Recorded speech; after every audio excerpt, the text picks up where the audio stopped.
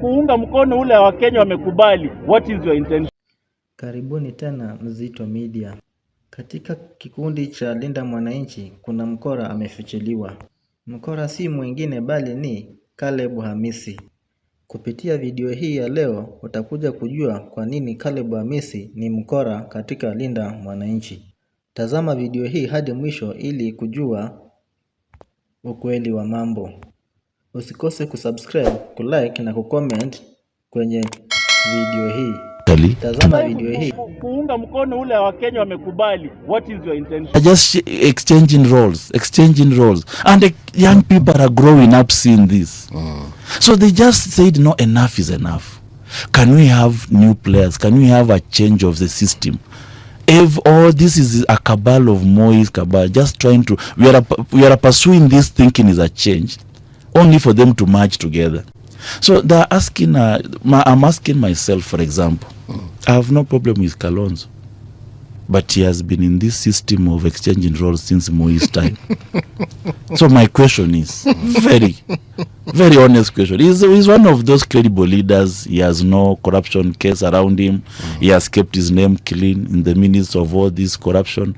He is a credible leader, I can tell you. He is a leader that you wish Kenya to have as a president. But my question is, Kalonzo with his 24 MPs, Gachagua supported him to be a president. Then Gachagua brings trouble and tells him, I have everything. I'm the one who gave you this power. And I need this. Kalonzo gets frustrated. He comes and they pick William Ruto from Sugoi to help him stabilize the government. So what are we changing? Mahesh, that's my problem. As in, for me to support Kalonzo, he has to carry his Bible and say, Ata kiumane aja, I rather resign than call back William Ruto to come and stabilize the government. Because that's how they've been doing. And then they have this common phrase that it's for the good of the nation, that the nation is bigger than all of us. But it is a convenient way of remerging and emerging together. And it has been a circus for the last almost 20-30 years. So Kenyans are, that's why we are saying, Sisi Nisifuna, we wanted something different. A new player in the system. And the young people were ready. So we cannot say we are going to join them, because that was not the idea. But then you can join anyway. You can actually join. It's your right. Yeah, you can join together.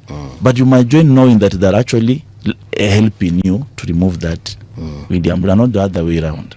Ulianza kusema numbers what are important, and especially in this game of politics. So what is in your opinion, what is the game plan? Because there has got to be a formula to help you make that change in 2027. What is that formula? Because there are two things that people are not understanding. Okay. And we are going to back there. I don't know, mimi ndio nafikiria sana ama I'm on my own. No, kufikiria sana ni muhimu. Because you must know what you are doing. You know, people are saying, tuungane tu bora huyu Ruto aende. In the process, they are bringing even a worse person.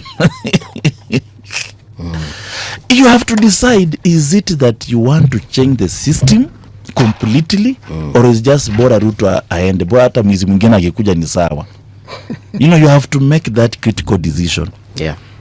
Because you cannot tell me, with all the respect I have for Gachagua, that he can be an alternative to William Ruto. So what are we doing? Are we changing the country? These are people wamekosana tu. Okay, if Gachagua was not removed as a deputy president, what will he be doing today? He'll be defending the government. He will be defending the government. Tena mbaya sana. So, we have to make a critical decision. Are we changing the system completely, or we want just to give Kenyans another Ruto, or even worse than Ruto? But isn't that so? You must make that critical decision. Because people are saying, wewe kama unataka, kama utaki, wewe ni mall, kwa sababu wewe ndio sasa utafanya Ruto arudi, because unataka watu wagawanye kura. It is because you do not know what you are fighting for. The people, the youth who are on the street saying, they are total overhaul. because we do not want this tribal based politics where people are saying shareholders, sisi ni Wakikuyu, sisi ni Wajaluo. It has messed us our country.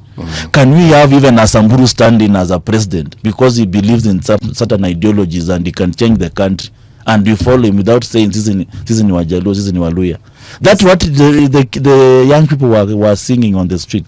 Kwamba we do not want these tribal cocoons and the balkanization of the nation into hii tribe na hii waungane. That's what has messed us. But Mahesh, isn't that how, and forgive me if I'm wrong, and actually correct me, isn't that how the voter thinks? And that's why now, if they think that way, let us give them what they want, and they should never complain. Yeah, you know, I'm telling the young people that you have a chance to mobilize yourself. Some of you to go to parliament, some of you to have, even if it is a gentleman like him, you've seen he's the best MP to come in, let him go in, mobilize for him, come and sit, come and say I vote yes in parliament.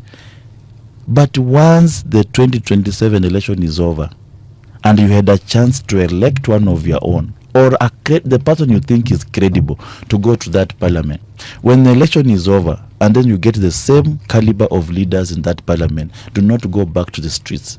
Hata mimi mwenyewe nitakuja kuwachapa viboko because hiyo ni ujinga. Yeah, ni ujinga. What are you doing? You have the same people who have elected those caliber of leaders. So what are you doing? What are you doing on the streets? Itakuwa ni ujinga, mkiuawa muawe tu, because now that's stupidity. Okay. As in, you have to decide to change a nation. You've decided.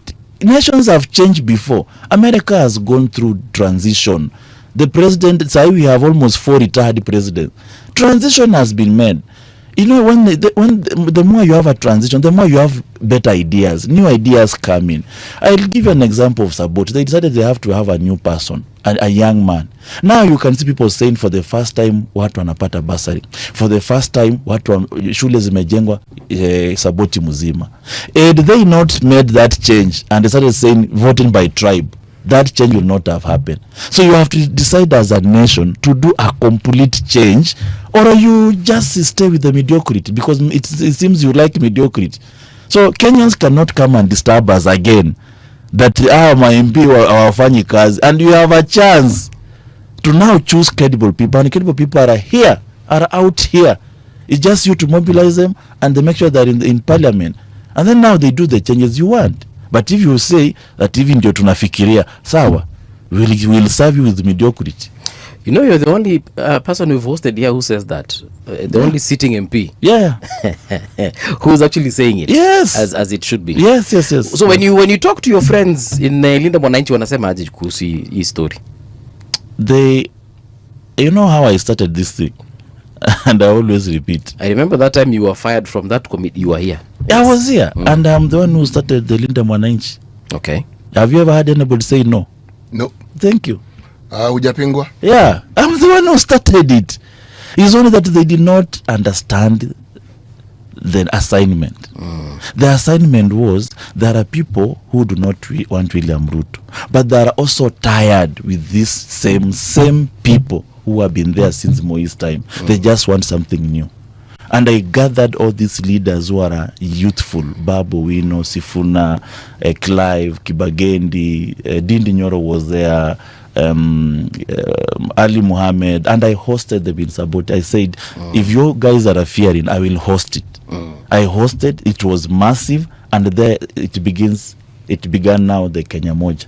Ikaenda hata wa Mchomba was there when he was still a good girl. So yeah, Toroka. Sasa, and then from there, of course, when Sifuna was now removed as an SG, it catapulted the movement. Kitengela, we were to go anyway. We had planned to go to Kitengela as Kenya Moja. So Sifuna was removed today, and tomorrow we were to go to Kitengela anyway. We had planned already 2 weeks ago. But if Sifuna was removed without Kenya Moja, he will be just roaming in town. he was removed with a base already set for him. We were already there. Okay? We were already there. I had already formed a team to propel him. If he was removed without Kenya Moja, he'll be just on the street here, roaming around in stations. And nothing about Sifuna. But he found a base now to catapult him from Kitangela the next. And the message was clear. Did you see the rallies? The message was clear. People want something different. Now, if you don't serve them and you go back and merge with what they're running away from, they'll just sit at home and look at you. Right now, there is no votes. If you tell me, wapi kura za Linda Mwananchi haziko? What do you mean? Hakuna. Wapi chama? Naonanga mkitembea bwana mnajaza. That's a rally anybody can go. And they do a rally. But you see, when it comes to voting, where are those votes? How can you quantify? How do you translate the numbers you find in a rally into votes? Into a vote. What is a voting block? If you say there are youth, even Kashaga will tell you I have youth also. Every political party will tell you they have youth. Yeah, every and they even have a youth wing. They even have a youth wing. And so some of those youth wingers are in the Linda Mwananchi. So we needed to quantify our force first before you merge. Even in South Africa, people have made coalition government. We have DA party, we have ANC merging together. But the DA did not say, ANC, we are coming to merge with you. No. Circumstances make you merge. You don't tell them we are coming as long as Ruto goes. Circumstances will make you merge. And it will come a time when you say, okay, fine. This is our critical mass. These people have believed in us. Who else can help us send William Ruto home? And then you merge. But you are not yet made a critical mass and you are shouting, we are coming. Bora tu we are ended. They did not understand the assignment. You know, and it is... Mheshimiwa, there's a question we ask here in this studio very often. And it revolves around a very simple assertion. An honest discussion. Now, the class that you belong to, by dint of your being a member of parliament, seems to have an aversion for having honest discussions. I'm saying this because, one, you are having an honest discussion with us now. Every political formation that we have in this country says the same thing. In one way or the other, they say the same thing. But the argument we've been having here is, how do you say you want to bring about change and you are not giving us the roadmap to that change? You're not telling us what it is you want to change. You're just saying change. And when we ask further, you say, we will remove SHA and bring in NHIF. And I'm saying... Yeah, I wanted to say that because, see, that's the thing they want to change. Yes, that's a hero. And then we ask, okay, we have a problem with the education system here. We'll remove... I'm saying,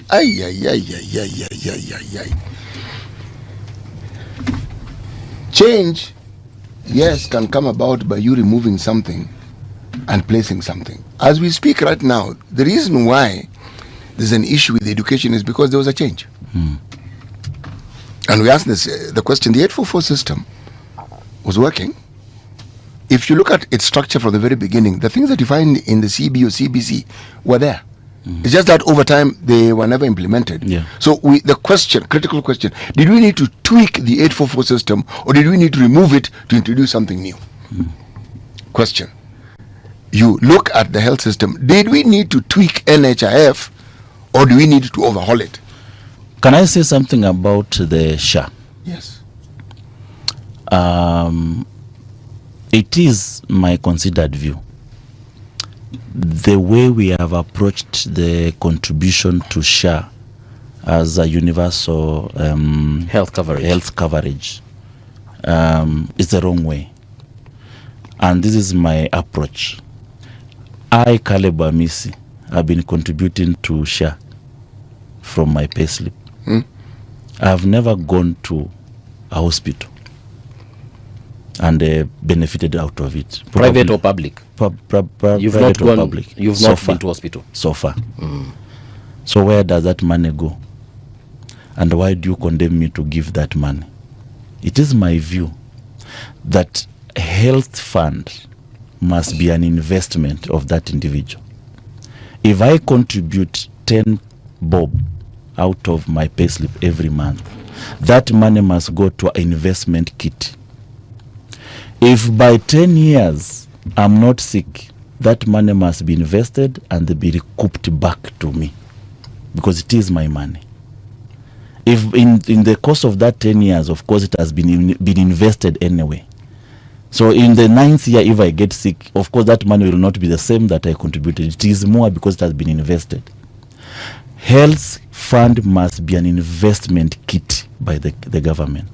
Investments portfolios are many. We have bonds, we have treasury, we have so many investments kit.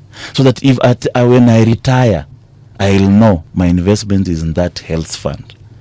If I'm not sick, I have an option of going to recoup that money and going to build a retirement home, or I can get it and put it in another health. But at the same time, it is still covering me. So that should I become sick, I still have that contribution. But Mhesh, kuna insurance is a pool. When you insurance is a pool, yes, such that you contribute your 10 bob, you never get sick in 10 years. But I contribute probably the same 10 bob, but every month I'm in the hospital. So essentially it's like I'm using your 10 bob, his 10 bob, her 10 bob. Do you know why it is like that?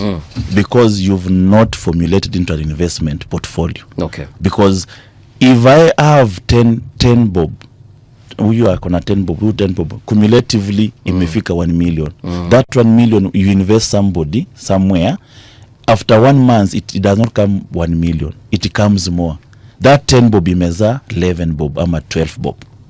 So when I feel sick, I'm still covered. The cumulative assets or the cumulative funds is still helping you as an individual because it is taken into an investment portfolio. Now, where is Sherman invested? For you to benefit out of it. So what is happening is that if I do not come sick, so where does the money go? My contribution, where does it go? It was used by someone who became sick. No, how do you measure it? No, the point. How do you measure it? It was used by somebody. Okay. It is a scheme to steal people's money. You know the idea of insurance. Yeah. And just what Paul is raising has to do with pooling money. But what you now bring in is extremely pertinent. Yeah. Because at some point there will be some money that is static. Yeah. It's there but has not been used. Yeah. It's like it's waiting to be used. Yeah. And if I understand Mheshimiwa correctly saying, would we not do better by this money if it was invested? Yeah. So that, yes, it has the role of providing a cover, but it is an investment. Meaning, and he's saying, look, he wasn't saying after 2 years I want my money. He said, if 10 years down the line I have not fallen sick, surely, should we not then be creative enough to say, there's this benefit for you? Why that to me is attractive is this. I would know that I'm investing in SHA. Yes. I would know. And you'll be very happy to contribute to SHA. I would be motivated. Yes. That would be an incentive. Yes. I would be motivated to contribute because I know that if I'm not unwell, and those who do these things, the actuaries who know how to handle these things, they could provide it in such a way that it is even stated. If in 1 year you have not made a claim, this is the interest that we give you. Yes. And it can either be put on whatever you have or it could be given to you. Now, you see that I would not complain. In fact, I would happily continue contributing to SHA. Yes. Happily. Yes. Yeah. So I see that. So these are critical. That's why I have a team of people that are drawing. You know, very soon I'll start a movement, and this movement is basically to bring new people to parliament. But I thought you already had started a movement, and we're calling it Linda Mwananchi. You've just told us that you are the one who actually gave it the kickstart. Si amesema ni kama hafeel Linda Mwananchi anymore. Ama nimekosea mwenye? No. What I've said is that they have deviated from the original plan. So they have to come back. But at the same time, you do not just feel sorry and sit down. Yeah, you must achieve. You must continue. You must continue with that something. Struggle. You know, Mheshimiwa, the thing that we probably, in the spirit of having an honest conversation, consider is how the politics of this country functions. There's a term that we often use in politics, and the term is hijacking. If there's an idea that seems to work, there are people who, in the spirit of trying to help it, will actually be seeking to hijack it.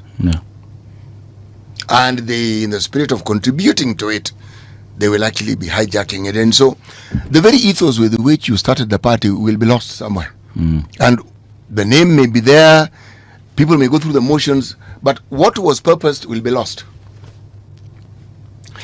In my opinion, it is not possible not possible at all for people who've been in the system for as long as those who are in political leadership currently to be the people who are going to bring about meaningful change. Thank you very much. It is Muongeze chai kikombe moja. It is improbable. Yes. Because they you see the soft and the hardware that is required to bring about change, unfortunately, it lost in incumbency. You've been in a system for a very long time.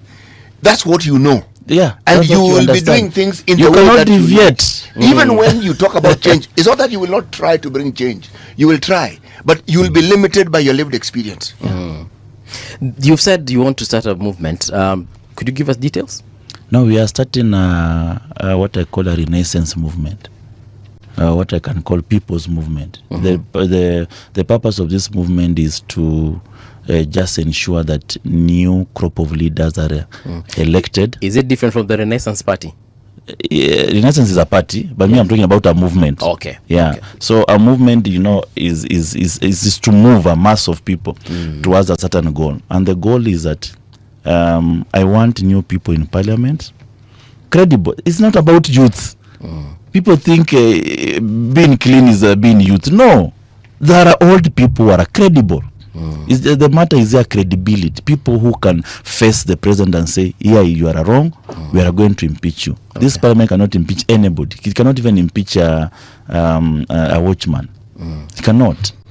They impeached Gachagua, though. No, that was political collusion against an individual. That was not an honest impeachment. Must be generated out of some credible constitutional basis.